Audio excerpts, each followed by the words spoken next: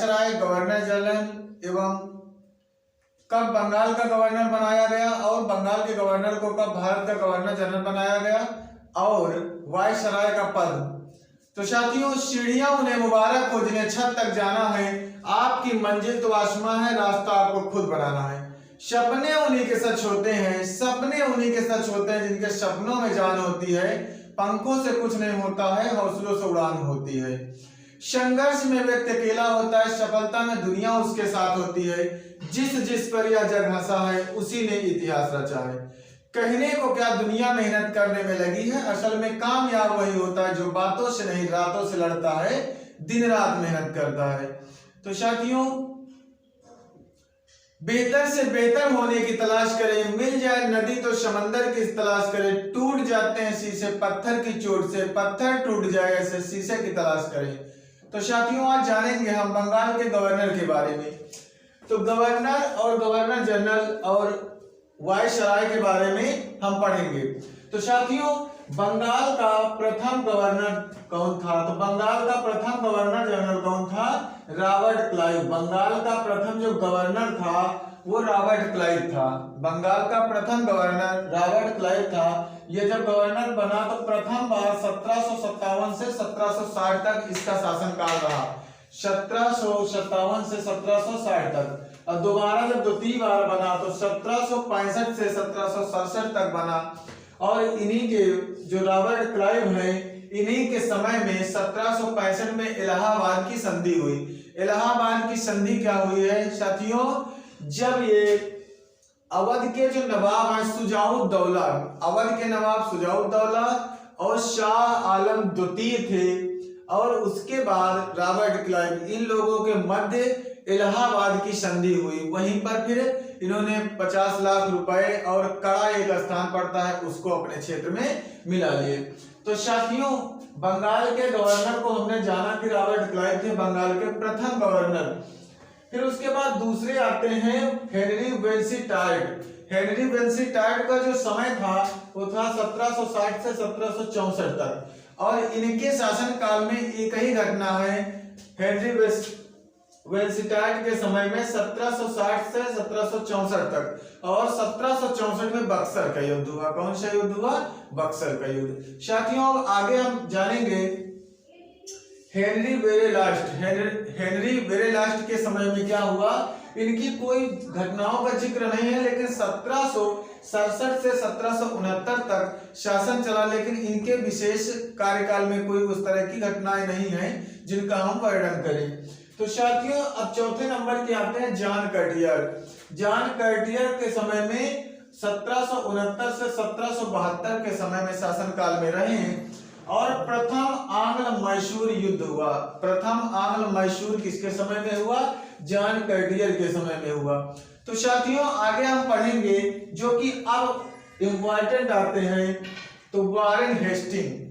Warren Hasting के बारे में पढ़ेंगे। वारेन हेस्टिंग का समय था 1772 से 1785 तक। कितना रहा? 1772 से 1785 तक इनका शासनकाल रहा। और इनके इसमें इंपॉर्टेंट ये है कि 1773 का रेगुलेटिंग एक्ट के तहत 1774 में कलकत्ता में सुप्रीम कोर्ट या उच्चतम न्यायालय की स्थापना हुई। सबसे इंपॉर्टेंट यही चीज पूछा जाता है, कलकत्ता में सर्वोच्च न्यायालय की स्थापना कब हुई? तो 1774 में हुई। 1773 के रेगुलेटिंग एक्ट के तहत 1774 में स्थापना हुई। अब साथियों, इसी के तहत जो 1773 का रेगुलेटिंग एक्ट आया, तो बंगाल का जो गवर्नर था उसी को बंगाल का गवर्नर जनरल कहा जाने लगा। क्या कहा जाने लगा? बंगाल के गवर्नर को बंगाल का गवर्नर जनरल कहा जाने लगा। साथियों, ये बहुत बार पेपर में पूछा गया है, तो पढ़ते रहिए। इसमें कहा गया बंगाल के गवर्नर को बंगाल का गवर्नर जनरल कब कहा गया, किसके समय में कहा गया? तो ये वारेन हेस्टिंग के समय में कहा गया और 1773 का रेगुलेटिंग एक्ट आया। अब इन्हीं के समय, वारेन हेस्टिंग के समय में द्वैध शासन को क्या किया गया? समाप्त किया गया। जबकि द्वैध शासन लागू किसके समय में हुआ था? तो बंगाल का जो प्रथम गवर्नर था रॉबर्ट क्लाइव के समय में द्वैध शासन क्या है साथियों? बंगाल के गवर्नर का शासन एवं बंगाल के नवाब का शासन, इसे हम द्वैत शासन कहते हैं। द्वैत शासन की शुरुआत हुई है रॉबर्ट क्लाइव के समय में 1765 में, लेकिन अगर द्वैत शासन को समाप्त कब किया गया तो द्वैत शासन की समाप्ति हुई है वारेन हेस्टिंग के समय में। और देखेंगे साथियों, वारेन हेस्टिंग के समय में 1781 ईस्वी में हेस्टिंग ने कलकत्ता में मुस्लिम शिक्षा के लिए वारेन हेस्टिंग ने मदरसे की स्थापना करवाई। किसकी स्थापना करवाई? मदरसे की स्थापना। देखिएगा 1781 में वारेन हेस्टिंग ने कलकत्ता में शिक्षा के लिए, मुस्लिम शिक्षा के लिए मदरसे की स्थापना करवाया। किसकी स्थापना? मदरसे की स्थापना करवाई। अब आगे देखेंगे साथियों, वारेन हेस्टिंग के समय में 1782 ईस्वी में जोनाथन डंकन ने बनारस में संस्कृत विद्यालय की स्थापना करवाई। किसकी स्थापना करवाई? संस्कृत विद्यालय की, जोनाथन डंकन ने। और 1782 में पिट्स इंडिया एक्ट पारित हुआ। कब पारित हुआ? पूछा जाता है। पिट्स इंडिया एक्ट कब पारित हुआ? 1782 में वारेन हेस्टिंग के समय में। किसके समय में? वारेन हेस्टिंग के समय में। साथियों, वारेन हेस्टिंग के समय में क्या हुआ कि 1782 में प्रथम आंग्ल मराठा युद्ध हुआ। क्या हुआ? 1782 के लगभग, ठीक, 1782 के समथिंग प्रथम आंग्ल मराठा युद्ध हुआ और सालबाई की संधि भी हुई। किसके समय में? वारेन हेस्टिंग के समय में। अब साथियों आगे हम पढ़ेंगे। अब आते हैं लॉर्ड कॉर्नवालिस। लॉर्ड कॉर्नवालिस का समय कब था? 1786 से 1793, 1786 से 1793। और जब दोबारा लॉर्ड कॉर्नवालिस बने तो 1805 के आसपास फिर इन शासन में आए। तो इन्हें लॉर्ड कॉर्नवालिस को कहा जाता है पुलिस सेवा का जनक, सिविल सेवा का जनक एवं पुलिस सेवा का जनक। किसे कहा जाता है? लॉर्ड कॉर्नवालिस को। और आगे साथियों देखेंगे, भारत में प्रशासनिक सेवा का जनक किसे माना गया? लॉर्ड कॉर्नवालिस को माना गया। किसको माना गया? लॉर्ड कॉर्नवालिस को पुलिस सेवा का जनक, प्रशासनिक सेवा का जनक माना गया। और 1793 में अस्थाई बंदोबस्त पद्धति लागू हुई। कौन सी पद्धति? अस्थाई बंदोबस्त पद्धति लागू हुई। ठीक साथियों, तो आगे और हम जानेंगे।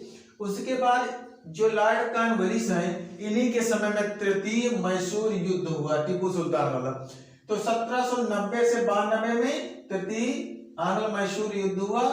और इसी के तहत 1792 में श्रीरंगपट्टनम की संधि हुई। श्रीरंगपट्टनम की संधि हुई क्योंकि मैसूर जो था वहीं का राजा था। अब यहाँ पर संधि हुई, और संधि हुई तो किसके साथ हुई? तृतीय मैसूर युद्ध यानी कि श्रीरंगपट्टनम की संधि हुई 1792 में। अब अगला शासक हम जानेंगे, अगला गवर्नर कौन बना? Lord Wellesley. लॉर्ड वेलेजली से एक ही क्वेश्चन पूछा जाता है, सहायक संधि का जनक किसे माना जाता है? तो लॉर्ड वेलेजली को। लॉर्ड वेलेजली का समय शासनकाल क्या था साथियों? 1798 से 1805 ईस्वी तक। और 1798 ईस्वी में सहायक संधि की शुरुआत हुई। किसकी सहायक संधि की शुरुआत हुई? और सहायक संधि स्वीकार करने वाला अगर पहला राज्य पूछा जाए तो हैदराबाद है। कौन सा राज्य है साथियों? हैदराबाद। और उसके बाद लॉर्ड वेलेजली के समय में फोर्ट विलियम कॉलेज की स्थापना कलकत्ता में हुई। किसकी कॉलेज की स्थापना? फोर्ट विलियम कॉलेज की स्थापना कलकत्ता में हुई। और लॉर्ड वेलेजली को बंगाल का शेर कहा जाता है। लॉर्ड वेलेजली को क्या कहा जाता? बंगाल का शेर कहा जाता। Lord William Bentinck. Lord William Bentinck को जानेंगे तो साथियों, लॉर्ड विलियम बेंटिंक का जो शासनकाल था 1828 से 1835 तक था। 1828 से 1835 तक था गवर्नर जनरल का। लेकिन साथियों इसमें क्या हुआ? 1833 में एक चार्टर एक्ट आया। क्या आया? चार्टर एक्ट आया 1833 का। लॉर्ड विलियम बेंटिंक के समय में 1833 में एक चार्टर एक्ट आया जिसमें कहा गया बंगाल के गवर्नर जनरल को भारत का गवर्नर जनरल कहा जाने लगा। यानी जो बंगाल का गवर्नर जनरल था उसे हम भारत का गवर्नर जनरल कहने लगे। यानी कि जो बंगाल का गवर्नर जनरल, सिर्फ बंगाल का गवर्नर जनरल था, उसे हम भारत का गवर्नर जनरल 1833 के चार्टर एक्ट के तहत कहने लगे। और लॉर्ड विलियम बेंटिंक ने की सहायता से, लॉर्ड विलियम बेंटिंक की सहायता से राजा राम मोहन राय ने 1832 ईस्वी में सती प्रथा का अंत किया। किसका अंत किया? सती प्रथा का अंत किया। उसके बाद जो ठगी प्रथा थी, ठगी प्रथा का अंत कब हुआ?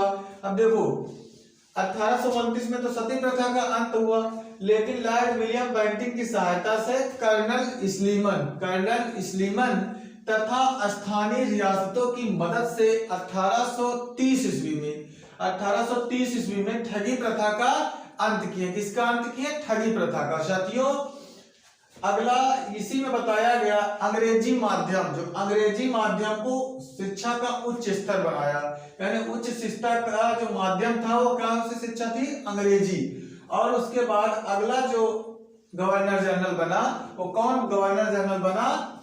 चार्ल्स मेटकॉफ के समय में क्या हुआ? 1835 से 36 के बीच में बना, और ये भारतीय प्रेस के मुक्तिदाता के नाम से जाना जाता। भारतीय प्रेस के मुक्तिदाता, ये क्वेश्चन काफी बार पेपर में पूछा गया। भारतीय प्रेस के मुक्तिदाता के नाम से किसे जाना जाता? चार्ल्स मेटकॉफ को जाना जाता। किसको? चार्ल्स मेटकॉफ को। अगला जो गवर्नर जनरल बना लॉर्ड ऑकलैंड बना। कौन बना? लॉर्ड ऑकलैंड जो गवर्नर जनरल बना 1836 से 42 ईस्वी तक, 1836 से 1842 तक। इसने क्या किया? इसके समय में प्रथम आंग्ल अफगान युद्ध हुआ, और जो शेरशाह सूरी ने ग्रैंड ट्रंक रोड बनवाई थी उसकी कोलकाता से दिल्ली तक मरम्मत करवाई। किसके शासनकाल में? लॉर्ड ऑकलैंड के समय में मरम्मत हुई उसकी। अगला जो गवर्नर जनरल बना लॉर्ड एलन बरो बना। कौन बना? लॉर्ड एलन बरो 1842 से 44 के बीच। लॉर्ड एलन बरो के शासनकाल में एक ही क्वेश्चन इससे बनता है कि दास प्रथा का अंत किसके शासनकाल में हुआ? दास प्रथा का अंत किसके शासनकाल में हुआ? तो लॉर्ड एलन बरो के शासनकाल में दास प्रथा का अंत हुआ। उसके बाद अगला जो बना है लॉर्ड डलहौजी से काफी क्वेश्चन पूछे जाते हैं। लॉर्ड डलहौजी 1848 से 1856 तक भारत में रहे, भारत के गवर्नर जनरल रहे।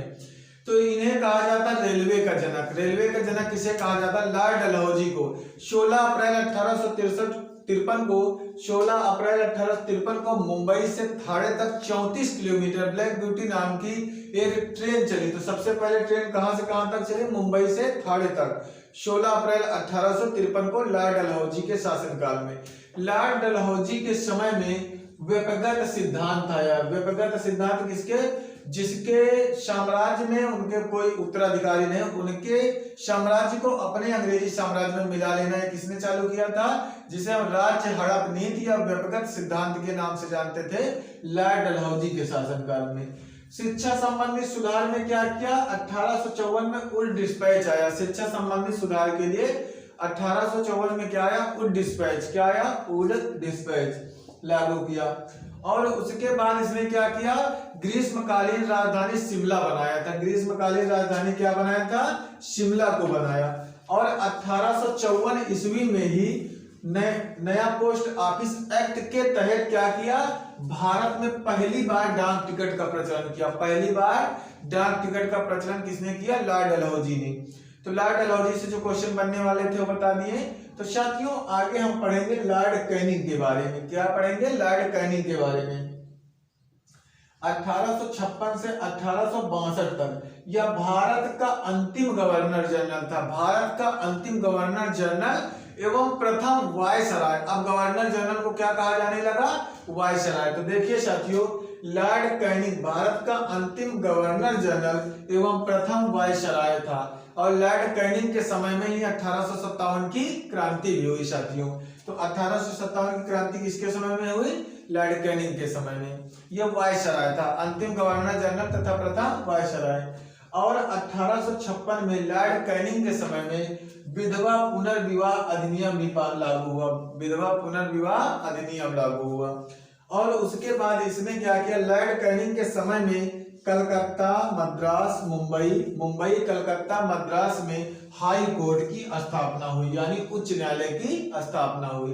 अब देखिए साथियों, जो लॉर्ड डलहौजी ने राज्य हड़प नीति व्यक्तिगत सिद्धांत लागू किया था, उसने लॉर्ड कैनिंग ने क्या किया, इसको समाप्त कर दिया। व्यक्तिगत सिद्धांत या राज्य हड़प नीति को क्या किया, समाप्त कर दिया। अगला जो गवर्नर वो बना वायसराय, वो कौन बनेगा, लॉर्ड मेयो। लॉर्ड मेयो 1869 से 1872 तक था, 1869 से 1872 तक। लॉर्ड मेयो के समय में सबसे पहला क्वेश्चन जो बनता है कि भारत में पहली जनगणना कब हुई, 1872 में, लॉर्ड मेयो के शासनकाल में पहली बार जनगणना हुई। और 1872 में ही मेयो कॉलेज की अजमेर में स्थापना हुई। मेयो कॉलेज की स्थापना कहां पर हुई, अजमेर में। अब देखिए साथियों, 1872 में एक कृषि विभाग की स्थापना हुई। 1872 में क्या हुई, कृषि विभाग की स्थापना हुई। और 1872 में लॉर्ड मेयो की जो एक अफगान द्वारा चाकू मारकर अंडमान में हत्या कर दी गई थी। एक अफगान द्वारा चाकू से मार करके लॉर्ड मेयो की हत्या कर दी गई थी। यानी ये जो गवर्नर या वायसराय जो भी था, तो इसकी हत्या क्या कर दी गई, कि पहला ऐसा था जिसकी हत्या यहीं पर रह करके हुई। तो साथियों, लॉर्ड लिटन के बारे में, लॉर्ड लिटन का समय 1876 से 1880 तक था। लॉर्ड लिटन का समय 1876 से 1880 तक। मार्च 1878 में लॉर्ड लिटन ने भारतीय समाचार पत्र अधिनियम, भारतीय समाचार पत्र अधिनियम, जिसे हम जानते हैं वर्नाकुलर एक्ट प्रेस, यानी वर्नाकुलर प्रेस एक्ट को पारित किया। भारतीय समाचार, लॉर्ड लिटन जो थे, भारतीय समाचार पत्र अधिनियम वर्नाकुलर प्रेस एक्ट को पारित किया। उसके बाद क्या हुआ, भारतीय समाचारों पत्र पर प्रतिबंध लगा दिया, कठोर प्रतिबंध, यानी भारतीय जो समाचार पत्र थे उनके छपने में, उनके आगे बढ़ने पे रोक लगा दिया। किस एक्ट के तहत, भारतीय समाचार पत्र अधिनियम, जिसे हम वर्नाकुलर एक्ट कहते हैं, उसको पारित किया और भारतीय समाचार पत्रों पर कठोर प्रतिबंध लगा दिया। भारतीय समाचार पत्रों पर क्या किया, कठोर प्रतिबंध लगा दिया। 1878 में भारतीय शस्त्र अधिनियम लाए, भारतीय शस्त्र अधिनियम लाए, यानी शस्त्र रखने पर, व्यापार करने पर आपको लाइसेंस अनिवार्य रखना है। मतलब आप शस्त्र रखो या व्यापार करो, लेकिन उसके लिए आपको लाइसेंस बनाना होगा। किसके तहत, वर्नाकुलर प्रेस एक्ट के तहत। फिर उसके बाद शस्त्र अधिनियम लाए, शस्त्र अधिनियम के तहत शस्त्र रखने या व्यापार करने पर भी प्रतिबंध लगा दिया। यानी कि अगर आपके पास लाइसेंस नहीं रहेगा तो आप व्यापार नहीं कर सकते हो। उसके बाद अगला जो वायसराय बना, लॉर्ड रिपन बना। लॉर्ड रिपन को भारत का उद्धारक के नाम से भी जाना जाता है। लॉर्ड रिपन के समय में नियमित रूप से 1881 में नियमित रूप से जनगणना हुई। पूछी जाए नियमित रूप से जनगणना कब हुई, तो लॉर्ड रिपन के शासनकाल में 1881 में। फिर उसके बाद जो 1881 में नियमित रूप से जनगणना हुई और 1881 में ही प्रथम कारखाना अधिनियम पारित हुआ। 1881 में लॉर्ड रिपन के शासनकाल में प्रथम कारखाना अधिनियम भी पारित हुआ। और जो 1882 में वर्नाकुलर एक्ट प्रेस एक्ट को समाप्त किया, यानी कि जो प्रतिबंध था उसको हटा दिए। साथियों, उसके बाद आते हैं लॉर्ड डफरिन। लॉर्ड डफरिन का शासनकाल 1884 से 1888 तक था। लॉर्ड डफरिन के शासनकाल में एक ही घटना पूछी जाती है। 28 दिसंबर 1885 को मुंबई में ए.ओ. ह्यूम ने क्या किया, भारतीय राष्ट्रीय कांग्रेस की स्थापना की। भारतीय राष्ट्रीय कांग्रेस की स्थापना ए.ओ. ह्यूम ने 1885 में की। फिर उसके बाद आते हैं लॉर्ड कर्जन। लॉर्ड कर्जन का शासनकाल 1899 से 1905 तक था। फिर 1904 में भारतीय पुरातत्व विभाग की स्थापना हुई। लॉर्ड कर्जन के समय में जो पूछा जाता, सबसे मोस्ट इंपॉर्टेंट क्वेश्चन बनता कि बंगाल विभाजन कब हुआ, 1905 में लॉर्ड कर्जन के शासनकाल में। किसके शासनकाल में, लॉर्ड कर्जन के। उसके बाद लॉर्ड मिंटो द्वितीय हुए। लॉर्ड मिंटो द्वितीय का कार्य क्या था, 1905 से 1910 तक। 1906 में मुस्लिम लीग की स्थापना हुई और 1907 में सूरत अधिवेशन हुआ। गरम और नरम दल दोनों अलग हुए। उसके बाद लॉर्ड हार्डिंग द्वितीय आते हैं। लॉर्ड हार्डिंग द्वितीय की घटनाएं दो ही पूछी जाने वाली ज्यादा घटनाएं हैं। पहले लॉर्ड हार्डिंग द्वितीय के समय में क्या हुआ कि बंगाल विभाजन 1911 में रद्द हुआ और राजधानी परिवर्तन हुई। 1911 में राजधानी कलकत्ता से दिल्ली भेजी गई और 1912 में जो दिल्ली राजधानी बनी, कब बनी? 1912 में कलकत्ता से दिल्ली राजधानी, 11 में परिवर्तन हुआ, 12 में राजधानी दिल्ली बनी कलकत्ता से, और 1911 में बंगाल विभाजन रद्द किया गया। और 1914 में प्रथम विश्व युद्ध की शुरुआत किसके समय में हुई? लॉर्ड हार्डिंग द्वितीय के समय में प्रथम विश्व युद्ध की शुरुआत हुई। अगले आते हैं लॉर्ड चेम्सफोर्ड। लॉर्ड चेम्सफोर्ड 1916 से 1921 तक। 1916 में होम रूल लीग की स्थापना हुई और 1917 में बिहार के चंपारण में सत्याग्रह आंदोलन हुआ। सत्याग्रह आंदोलन हुआ और तिनखटिया पद्धति से किसानों को मुक्ति मिली। लॉर्ड चेम्सफोर्ड के समय में होम रूल लीग की स्थापना 1916 में, 1917 में चंपारण आंदोलन, 19 मार्च 1919 को रोलेट एक्ट, 13 अप्रैल 1919 को जलियांवाला बाग हत्याकांड और 1 अगस्त 1920 को असहयोग आंदोलन भी लॉर्ड चेम्सफोर्ड के शासनकाल में ही हुआ। अब आते हैं लॉर्ड रीडिंग। लॉर्ड रीडिंग के शासनकाल में क्या हुआ? 1921 से 26 तक 5 फरवरी 1922 को चौरी चौरा की घटना किसके शासनकाल में हुई? तो लॉर्ड रीडिंग के शासनकाल में हुई। फिर आ जाते हैं लॉर्ड इरविन। लॉर्ड इरविन का शासनकाल 1926 से 1931 तक था और 3 फरवरी 1928 को लॉर्ड इरविन के समय में 3 फरवरी 1928 को साइमन कमीशन का गठन हुआ। साइमन कमीशन का गठन कब हुआ? 3 फरवरी 1928 को साइमन कमीशन भारत आता है और 8 नवंबर 1927 को साइमन कमीशन का गठन होता है। 3 फरवरी 1928 को साइमन कमीशन भारत आता है। 12 मार्च 1930 को दांडी यात्रा निकलती है और 24 दिन बाद 6 अप्रैल 1930 को सविनय अवज्ञा आंदोलन की शुरुआत होती है। उसके बाद 12 नवंबर 1930 को प्रथम गोलमेज सम्मेलन हुआ। प्रथम गोलमेज सम्मेलन कब हुआ? 12 नवंबर 1930 को। और लॉर्ड इरविन के समय में गांधी इरविन समझौता हुआ था। 5 मार्च 1931 को गांधी इरविन समझौता हुआ। अब लॉर्ड इरविन के बाद आते हैं लॉर्ड वेलिंगटन। लॉर्ड वेलिंगटन का शासनकाल था 1931 से 1936 तक। इसमें क्या हुआ? द्वितीय गोलमेज सम्मेलन 7 सितंबर 1931 को द्वितीय गोलमेज सम्मेलन और 17 नवंबर 1932 को तृतीय गोलमेज सम्मेलन लॉर्ड वेलिंगटन के समय में हुआ और 25 सितंबर 1932 को पूना पैक्ट हुआ और 1935 में लॉर्ड वेलिंगटन के समय में भारत सरकार अधिनियम पारित हुआ। में अगले गवर्नर जनरल जो बने वायसराय लॉर्ड लिनलिथगो बने। लॉर्ड लिनलिथगो बने 1936 से 1943 तक रहे। ये वायसराय के तौर पर सबसे लंबा कार्यकाल रहा। वायसराय के रूप में सबसे लंबा कार्यकाल लॉर्ड लिनलिथगो का रहा। प्रथम आम चुनाव, क्वेश्चन काफी बार पूछा गया। प्रथम आम चुनाव 1936-37 के बीच जो हुआ है उसमें ये किसके शासनकाल में हुआ? लॉर्ड लिनलिथगो के समय में। और अगस्त प्रस्ताव 8 अगस्त 1940 को लॉर्ड लिनलिथगो के समय में हुआ और क्रिप्स मिशन 1942 को स्टोपर्ड क्रिप्स थे जो 1942 में आया लॉर्ड लिनलिथगो के समय में। जो अगले बने लॉर्ड माउंटबेटन। लॉर्ड माउंटबेटन ये अंतिम भारत के अंतिम वायसराय, इनका समय शासनकाल था 1947 से 48 तक। लॉर्ड माउंटबेटन 3 जून 1947 को लॉर्ड माउंटबेटन योजना के तहत भारत और पाकिस्तान का विभाजन हुआ और अंतिम वायसराय, भारत के अंतिम वायसराय एवं स्वतंत्र भारत के प्रथम गवर्नर जनरल लॉर्ड माउंटबेटन थे और इन्हीं के शासनकाल में भारत आजाद हुआ। 15 अगस्त 1947 को भारत आजाद हुआ।